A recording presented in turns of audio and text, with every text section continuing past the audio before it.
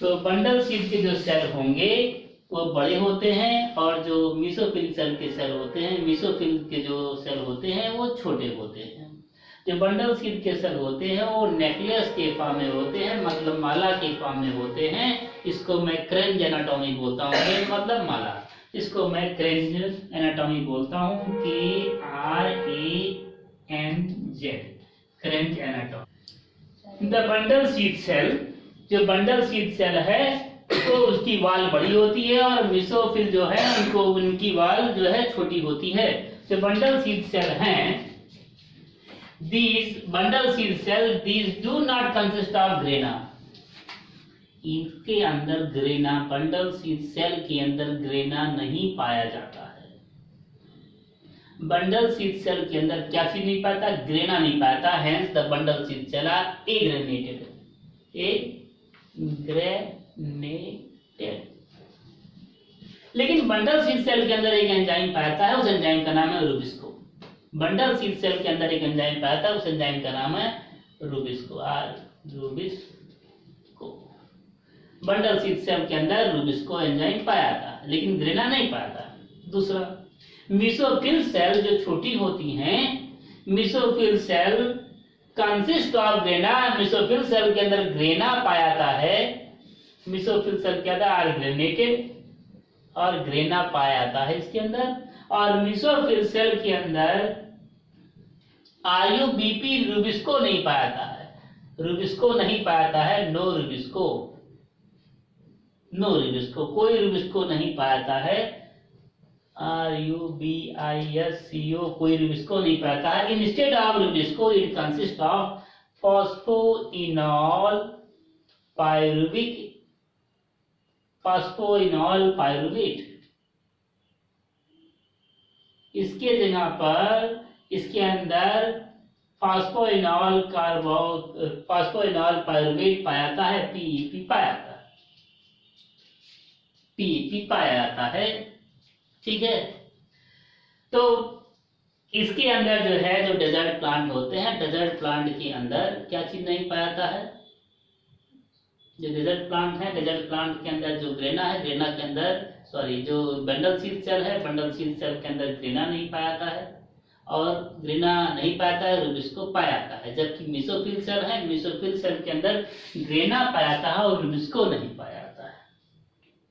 तो इसके अंदर जब इसके अंदर से यहाँ से कार्बन डाइऑक्साइड आया, इसके अंदर जो है, जो डेजर्ट प्लांट है, इसके अंदर जो है much of the time stomata remains close. Carbon dioxide बहुत कम आएगा, कार्बन डाइऑक्साइड बहुत कम आएगा, क्योंकि समय तो क्या रहता है, स्टोमेटा बंद रहेगा, कार्बन डाइऑक्साइड आएगा नहीं। तो कार्बन डाइऑक्साइड नहीं आएगा तो उसमें हरदम फोटो रेस्पिरेशन हो, ऑक्सीजन लेकर के काम करे तो फोटोसिंथेसिस होगा नहीं। फोटोसिंथेसिस नहीं होगा तो कार्बन डेड हो जाएगा, जो प्लांट है, प्लांट खत्म हो जाएगा। C3 साइकिल चलेगा तभी ग्लूकोज बनेगा। C3 साइकिल चलना जरूरी है, ग्लूकोज बनना जरूरी है। और C3 साइकिल अगर कार्बन डाइऑक्साइड नहीं रहेगा तो कार्बन अगर ऑक्सीजन से ही करेगा तो फोटो रेस्पिरेशन होगा, उससे कोई काम होने वाला नहीं है। तो उसको क्या चाहिए? उसको कार्बन डाइऑक्साइड की जरूरत है। तो कार्बन डाइऑक्साइड अगर हरदम स्टोमेटा बंद है, much of the time stomata remains close, रात के समय स्टोमेटा खुलता है और दिन के समय जनरली बंद हो जाता है। दिन के समय गर्म ज्यादा, रात बंद हो जाता है। इस समय ये कार्बन डाइऑक्साइड मतलब कम मिलता है, तो ये कार्बन डाइऑक्साइड को करेक्ट कर लेता है, कार्बन डाइऑक्साइड को करेक्ट कर लेगा। ये कार्बन डाइऑक्साइड को करेक्ट किया, कार्बन डाइऑक्साइड करेक्ट किया और करेक्ट करने के बाद फिर इसकी सेल के अंदर भेज देता है। ये सही कार्बन डाइऑक्साइड को इस सेल के अंदर भेज देता है, मतलब यहाँ से सभी सेल करेक्ट किए और इसके अंदर बंडल सीड सेल के अंदर भेज देते हैं। समझ में आया? Carbon dioxide mesophyll cell carbon dioxide collect करते हैं और किसके अंदर भेज दिए? बंडल सीड सेल के अंदर भेज दिए।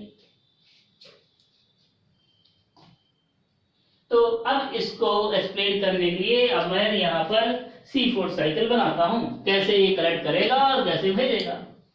C4 साइकिल के बारे में डिस्कस करता हूं मैं।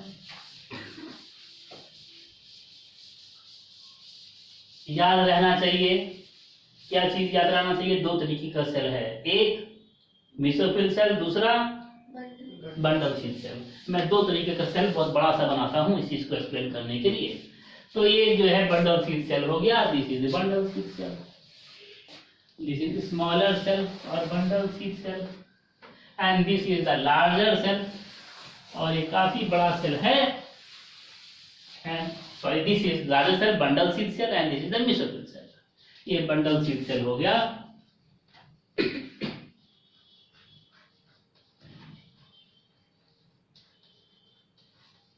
और ये हो गया मेसोफिल सेल, मेसोफिल सेल।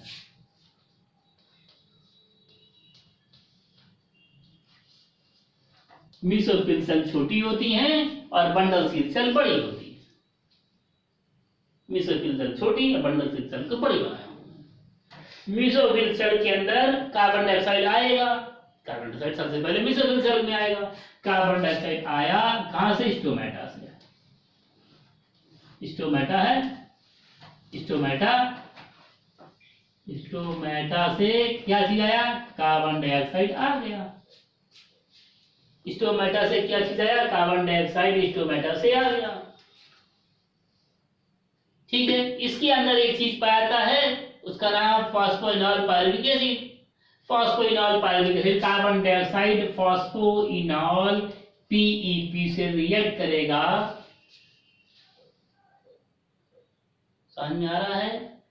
ये किससे रिएक्ट करेगा? पीईपी से रिएक्ट करेगा, फॉस्फोइनॉल पायरुविक एसिड से रिएक्ट करेगा। एक एंजाइम इसको रिएक्ट कराएगा, this is phosphoenol pyruvic acid carboxylase, PEPC, phosphoenol pyruvic acid carboxylase. तो ये phosphoenol pyruvic acid, phosphoenol pyruvic acid carboxylase, इसको मीडिएट करता है दोनों रिएक्शन को।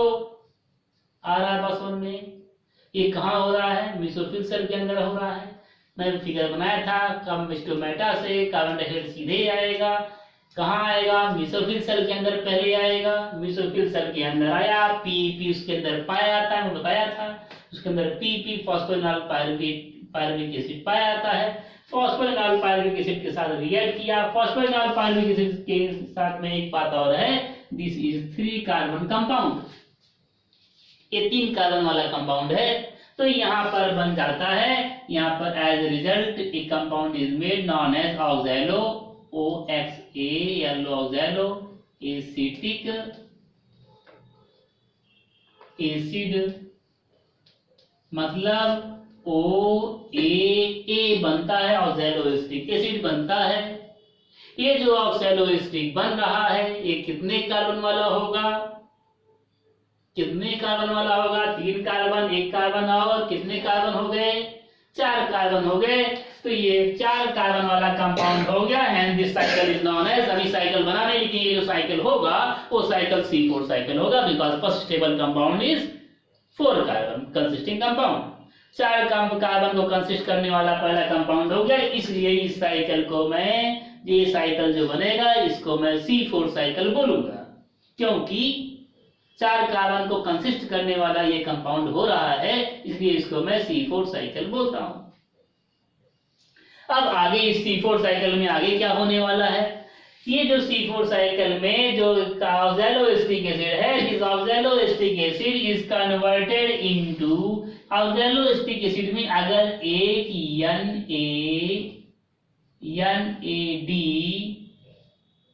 NADPH2 अगर ये डाल दिया गया, दे दिया गया NADPH2 इसके अंदर दिया गया, तो ये NADPH2 के देने से ये बन जाता है oxalo acetic acid get converted into malic acid. ये मैलिक एसिड में कन्वर्ट हो जाएगा, MALLIC मैलिक एसिड में कन्वर्ट हो जाता है। ठीक, कहाँ हो रहा है ये? कहाँ पर ये हो रहा है? मेसोफिल सेल के अंदर। मेसोफिल सेल के अंदर carbon dioxide phosphoenol pyruvic acid के साथ रिएक्ट किया। रिएक्ट करने के बाद 4 कार्बन वाला कंपाउंड बनाया, first stable compound of 4 carbon, this is known as oxaloacetic acid.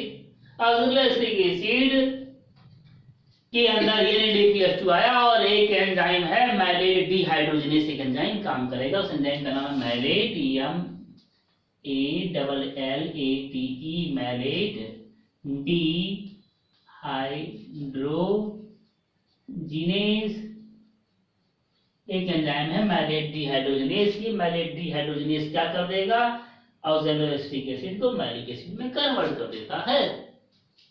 ठीक है, ठीक है। और यहाँ पर बीच बीच में चैनल्स पाए जाते हैं, सेल के बीच में चैनल्स पाए जाते हैं, और ये प्लाज्मोडर्म है।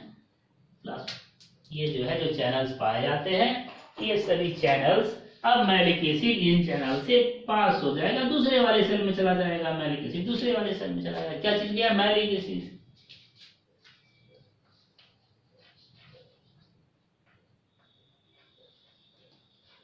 मैलिक एसिड गया, ठीक। यहां पर मैलिक एसिड गया, इस वाले से मैलिक एसिड यहां से चला गया इस वाले में, इसमें इस सेल में चला गया। कौन सेल में गया, बेसोफिल सेल से कहां चला गया malic acid, bundle sheath cell में चला गया malic acid. Bundle sheath cell के अंदर मैलिक एसिड जब जाएगा तो यहां पर एक कार्बन लूज कर देता है, यहां पर एक कार्बन लूज कर देगा, यहां पर बनाएगा pyruvic acid, pyruvic acid, pyruvic acid बनाता है। Pyruvic acid again consist of 3 carbon, 3 carbon consisting compound है। यहाँ पर ये 4 कार्बन को कंसिस्ट करने वाला पायरुविक एसिड, ये 4 कार्बन है, ये भी 4 कार्बन वाला है, ये भी 4 कार्बन वाला है, और ये 3 कार्बन वाला है। मतलब एक कार्बन क्या हुआ, एक 1 कार्बन इज लॉस्ट, एक कार्बन लॉस कर देता है, CO2 बनाता है, CO2 लिबरेट हो गया। तो एक कार्बन ये, 3 कार्बन ये, 4 कार्बन हो गए। 4 कार्बन में से एक कार्बन 1 + 3 = 4 हुआ। NADPH2 जो यहाँ पाया था, ये NADPH2 भी निकल जा रहा है, NADPH2 भी निकल जा रहा है। ठीक है, समझ में आया यहाँ तक। NADPH2 भी निकल जा रहा है। इस रिएक्शन को एक एंजाइम मीडिएट करेगा, उस एंजाइम का नाम है मैलेट डिहाइड्रोजिनेस। मैलेट डिहाइड्रोजिनेस इधर भी काम कर रहा है, मैलेट डिहाइड्रोजिनेस इधर भी काम कर रहा है। इस सेल का दूसरा एंजाइम है, इस सेल का मैलेट डिहाइड्रोजिनेस, इस सेल में भी मैलेट डिहाइड्रोजिनेस है, इस सेल में भी मैलेट डिहाइड्रोजिनेस है। ये नहीं कि वही मैलेट डिहाइड्रोजिनेस, ऐसा नहीं है। इस सेल में भी मैलेट डिहाइड्रोजिनेस है, इस सेल में भी मैलेट डिहाइड्रोजिनेस है। इस सेल का, मेसोफिल सेल का मैलेट डिहाइड्रोजिनेस ऑक्सैलोएस्टिक एसिड को मैलिक एसिड में कन्वर्ट करेगा। और जो बंडल सीड सेल है, बंडल सीड सेल के अंदर जो मैलेट डिहाइड्रोजिनेस है, वही एंजाइम जो है वो मैलिक एसिड को पायरुविक एसिड में कन्वर्ट करेगा, और एक कार्बन डाइऑक्साइड छोड़ देगा, एक कार्बन डाइऑक्साइड लिबरेट करेगा, और NADPH2 बनाएगा, लिबरेट करेगा। जो NADPH2 पाया गया था वो निकल जाएगा यहाँ। ठीक, जो ये कार्बन डाइऑक्साइड है, इस कार्बन डाइऑक्साइड से बहुत बड़ा सा साइकिल चलेगा, इस कार्बन डाइऑक्साइड से बहुत बड़ा सा साइकिल चलेगा, जिसका नाम है कार्बन डाइऑक्साइड प्लस NADPH2। इससे एक बहुत बड़ा सा साइकिल चलेगा, जिस साइकिल का नाम है C3 साइकिल। C3 साइकिल चलेगा, या फिर केल्विन, CALVIN केल्विन साइकिल चलेगा। केल्विन साइकिल के लिए, एक केल्विन साइकिल को चलाने के लिए कितने कार्बन की जरूरत होती है, केल्विन साइकिल याद करो। एक केल्विन साइकिल को कंप्लीट करने के लिए 12 पागल की जरूरत होती है। 12 पागल मतलब कितने, 12 PgL की जरूरत होती है। कितने कार्बन, 6 कार्बन की जरूरत होती है। तो कुल मिलाकर अगर एक केल्विन साइकिल चलाना है तो यहाँ 6 कार्बन लेना है ना। एक केल्विन को चलाने के लिए यहाँ पर 6 कार्बन लेना है। कार्बन यहाँ एक ही है, लेकिन एक केल्विन साइकिल को चलाने के लिए कितना कार्बन चाहिए, 6 कार्बन चाहिए। यहाँ पर अगर 6 कार्बन चाहिए तो यहाँ पर, यहाँ से मैं कार्बन को बढ़ा देता हूँ, यहाँ 6 CO2 reacts with 6 phosphonol pyruvic acid gives out 6 oxaloacetic acid and gives out 6 malic acid. 6 malic acid is converted into 6 pyruvic acid and gives out 6 carbon dioxide and 6 NADPH2। अगर ऐसा होगा तो ये जो है साइकिल चल जाएगा और यहाँ पर 2PgAl बनेगा और यहाँ पर फिर 2PgAl से यहाँ पर फिर RUBP ट्यूबुलोज बिस्फॉस्फेट से फिर यहाँ पर 2PgAl बन गया, यहाँ पर इस तरीके से RUBP हो गया। और यहाँ पर मैं नहीं लिखने जा रहा हूँ 2PgAl और 10PgAl नहीं डिवाइड कर रहा हूँ, बता दिया हूँ 2PgAl और 10PgAl। 2PgAl क्या बनाएगा? ग्लूकोज बनाएगा और 10PgAl RUBP बना देगा।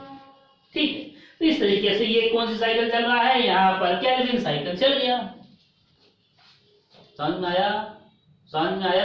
केल्विन साइकिल के अंदर कितने एटीपी का इस्तेमाल होता है?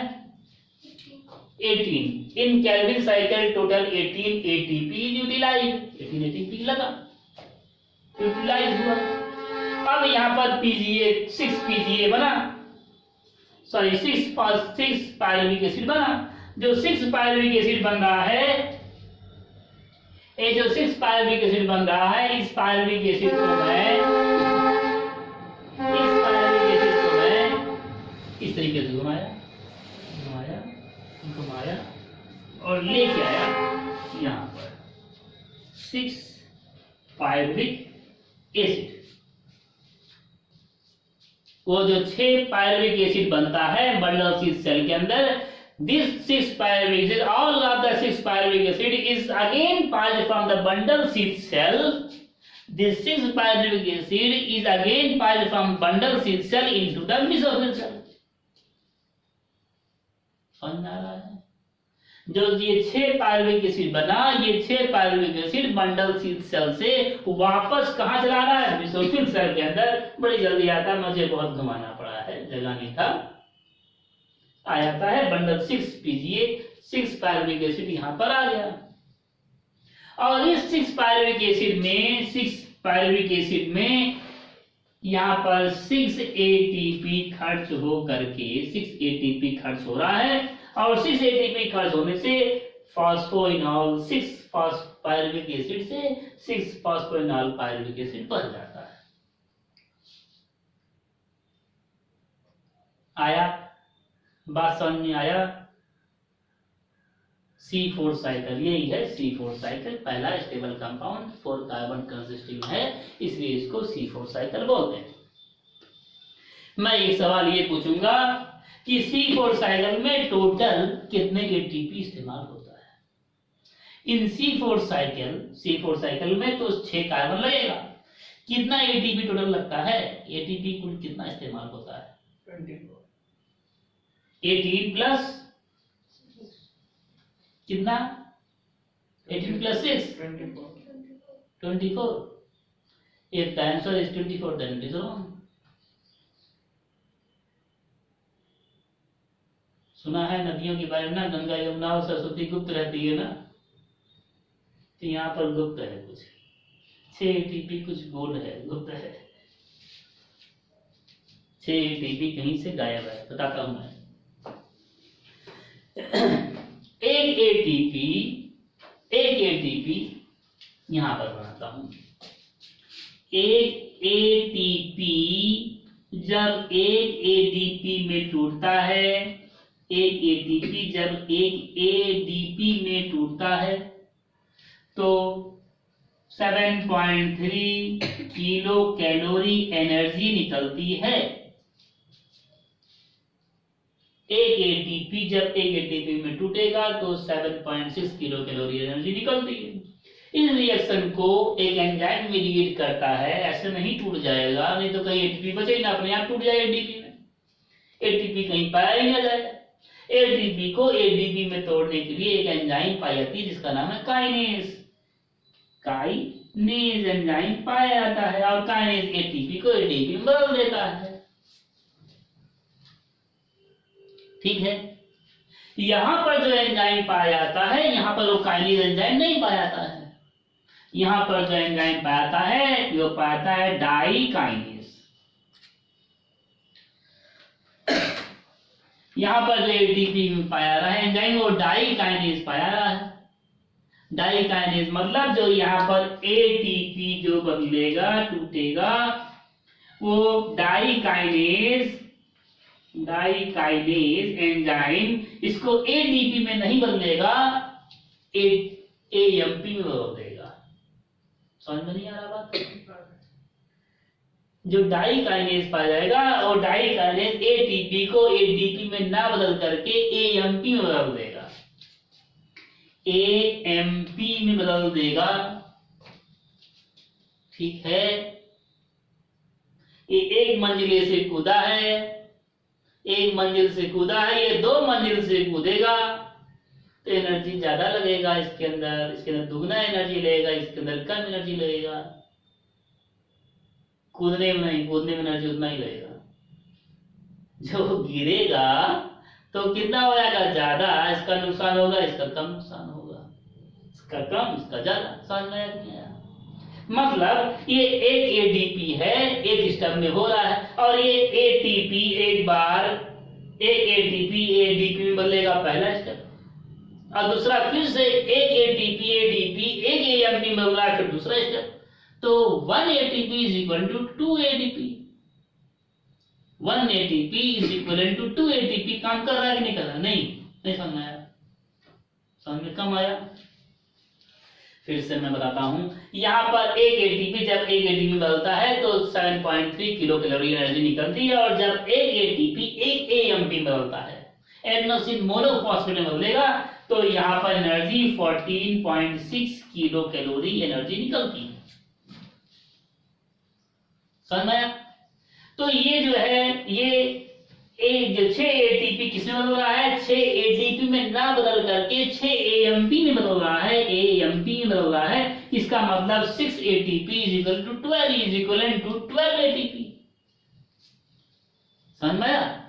6 एटीपी जितना एनर्जी एएमपी में बदल करके दे रहे हैं 14.6 इंटू 12, जितना 14.6 इंटू 12 यही तो है, into 6, 14.6 into 6 is equal to जितना एनर्जी दे देंगे उतना एनर्जी 7.3 इंटू 12 उतना एनर्जी देगा, नहीं देगा? तो नहीं देगा ना। 7.3 एक एटीपी जब एक एटीपी बदलता है तो 7.3 किलो कैलोरी एनर्जी निकलती है, और इसी तरीके से जब एक एटीपी एक एएमपी में बदलता है तो 14.6 किलो कैलोरी एनर्जी निकलती है। एटीपी यहाँ एएमपी में बदल रहा है, दुगना एनर्जी निकल रही है, दुगना एनर्जी निकल रही है। इसका मतलब 6 एटीपी किसके बराबर है? 6 एटीपी बराबर है 12 एटीपी के। अगर कैलकुलेट करना तो देखो 14.6 इंटू 6 जो आएगा वही जो है 7.3 इंटू 12 आएगा। बात समझ में आया? तो here the 6 ATP energy liberated by 6 ATP is equivalent to the 12 ATP. Hence 18 plus 12 is equal to 30। इसलिए जो एटीपी जो लग रही है तो कितने एटीपी की एनर्जी लग रही है? 30 एटीपी की एनर्जी लग रही है। किसके अंदर? C4 साइकिल के अंदर। C4 साइकिल के अंदर इन C4 cycle total 30 ATP 30 ATP की एनर्जी लग रही है। लग तो रहा है, दिखाई दे रहा है 24 एटीपी, लेकिन एनर्जी लगेगी 30 एटीपी। क्यों लगती है? क्योंकि यहाँ पर फॉस्फोइनॉल, यहाँ पायरुविक एसिड है, यहाँ पर फॉस्फोपायरुविक एसिड नहीं, फॉस्फोइनॉल ग्रुप भी जोड़ना है। एनर्जी 2 है, यहाँ फॉस्फेट भी ग्रुप जोड़ा जा रहा है, इनॉल ग्रुप भी जोड़ा जा रहा है। पायरुविक एसिड है और यहाँ पर फॉस्फोइनॉल पायरुविक एसिड है, तो फॉस्फेट भी एनॉल भी दुगना एनर्जी लगेगी, तभी जाकर के फॉस्फेट और एनॉल दोनों लगेगी। तो यहाँ पर सीधे एटीपी एडीपी बिना चेंज होकर के एटीपी सीधे एएमपी में चले जाता, दुगनी एनर्जी लगती। तो इस तरीके से ये साइकिल हो गई। This is all about the C4 cycle. ये C4 साइकिल के बारे में है। एक और साइकिल है, that is the last one. वो साइकिल है कैम साइकिल। कैम साइकिल, वो साइकिल है CAM, कैम, बहुत आसान साइकिल है, क्रैसुलेशियन acid metabolism pathway, cam pathway और क्रैसुलेशियन acid metabolism pathway. Cam cycle इसको बोलते हैं या क्रैसुलेशियन एसिड मेटाबॉलिज्म पाथवे बोलते हैं। ये होता ये है कि ये जो दो सेल हैं, ये दोनों चीजें एक ही सेल के अंदर होता है, ये दो सेल होता ही नहीं है। कैम कुछ ट्रॉपिकल एरिया में पाए जाने वाले प्लांट्स हैं, डेजर्ट प्लांट्स हैं, उसके अंदर ये दोनों प्रोसेस अलग अलग ना होकर के एक ही सेल के अंदर होता है। समझ में आया? ये दोनों प्रोसेस अलग अलग सेल के अंदर ना होकर के एक ही सेल के अंदर होता है। एक सेल के अंदर एक कैसे होगा, दोनों के दोनों स्टेप्स, इसके बारे में बात करते हैं। एक ही सेल के अंदर होगा, एक ही सेल के अंदर ये होता है। तो इसके अंदर क्या हो जाएगा, इसके अंदर नाइट टाइम को स्टोमेटा खुलता है। ऐसे प्लांट में पाता है जो डेजर्ट में प्लांट है या ट्रॉपिकल एरिया में पाए जाते हैं, जहां रात दिन भर जो स्टोमेटा बंद रहते हैं, क्योंकि दिन में अगर खुल जाएगा तो पूरा पूरा वाटर लॉस हो जाएगा, ट्रांसपिरेशन हो जाएगा, वाटर लॉस हो जाएगा। रात के समय स्टोमेटा खुलते हैं, तो रात के समय स्टोमेटा खुलेंगे, नाइट टाइम स्टोमेटा खुलेंगे, नाइट के टाइम कार्बन डाइऑक्साइड लिया जाएगा, नाइट के टाइम में रात के समय जो कार्बन डाइऑक्साइड को लिया जाएगा, और रात को समय ही कार्बन डाइऑक्साइड को किसमें, ऑक्सैलोएसिटिक एसिड में कन्वर्ट कर दिया जाएगा, और रात के समय ही ऑक्सैलोएसिटिक एसिड को मैलिक एसिड में कन्वर्ट कर दिया जाएगा। रात के समय मैलिक एसिड में कन्वर्ट कर दिया गया। ये जो मैलिक एसिड है, रात के समय कार्बन डाइऑक्साइड को कलेक्ट किए, रात के समय कार्बन डाइऑक्साइड को कलेक्ट किए, ऑक्सैलोएसिटिक एसिड में बदले, मैलिक एसिड में कन्वर्ट किए, और रात के समय एटीपी तो नहीं मिल पाएगा, क्योंकि एटीपी मिलता है कहां पर, एटीपी कहां बनता है, लाइट रिएक्शन में बनेगा। रात के समय फोटोसिंथेसिस तो होता नहीं, एटीपी बनेगा नहीं, NADPH2 बनेगा नहीं। रात के समय समस्या है, रात के समय एटीपी तो नहीं बनेगा। जब रात के समय एटीपी नहीं बनेगा तो लाइट रिएक्शन ये वाला है, ये रिएक्शन तो नहीं हो सकता है रात के समय, क्योंकि एटीपी चाहिए, और नहीं बनेगा तो रिएक्शन नहीं होगा आगे। तो रात के समय कार्बन डाइऑक्साइड, ये सभी एक ही सेल के अंदर होता है। रात के समय कार्बन डाइऑक्साइड खुला, कार्बन डाइऑक्साइड आया, ऑक्सैलोएसिटिक एसिड बना, मैलिक एसिड में कन्वर्ट हो गया। This malic acid is stored in the large vacuole, VACCULE, vacuole में स्टोर हो जाता है।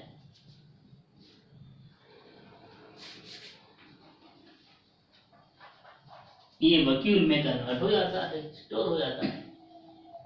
ठीक है, क्या कि मैलिक एसिड को रात भर बना बना करके कहाँ रख दिया जाता है, वैक्यूल के अंदर डाल दिया जाता है। बहुत बड़ा बड़ा वैक्यूल पाया जाता है प्लांट सेल के अंदर। वो क्यों होता है, स्टोर करने के लिए मैलिक एसिड बना दिया गया, रात भर बनाया गया और वैक्यूल के अंदर स्टोर करके रखा गया। और दिन के समय जैसे दिन का समय होगा, वो मैलिक एसिड भेज दिया जाता है, वो मैलिक एसिड इस्तेमाल कर लिया जाता है, और उससे C3 साइकिल होता है, C3 साइकिल चलता है पूरा। क्यों चलेगा, क्योंकि एटीपी मिल रहा है, NADPH2 मिल रहा है। तो वो दिन के समय क्या हो जाएगा, ये डे टाइम में C3 साइकिल ये होगा। दिन के समय ये मैलिक एसिड इस्तेमाल होगा पूरा का पूरा। फिर रात के समय क्या किया जाएगा, कार्बन डाइऑक्साइड, फिर रात के समय, दिन के समय तक तो ये स्टोमेटा बंद है, कार्बन डाइऑक्साइड नहीं आएगा। रात के समय फिर कार्बन डाइऑक्साइड, फिर स्टोमेटा खुले, कार्बन डाइऑक्साइड आएगा, ऑक्सैलोएसिटिक एसिड बनाया जाएगा, ऑक्सैलोएसिटिक एसिड से मैलिक एसिड बनाया जाएगा, और मैलिक एसिड स्टोर किया जाएगा कहां पर, वैक्यूल के अंदर। वैक्यूल के अंदर रात के समय मैलिक एसिड स्टोर किया जाएगा वैक्यूल के अंदर। At night time carbon dioxide, malic acid is stored in the vacuole, and which is utilized during daytime for the C3 cycle। C3 cycle के लिए और डे टाइम में इस्तेमाल किया जाएगा। ठीक है, समझ में आया? ओके।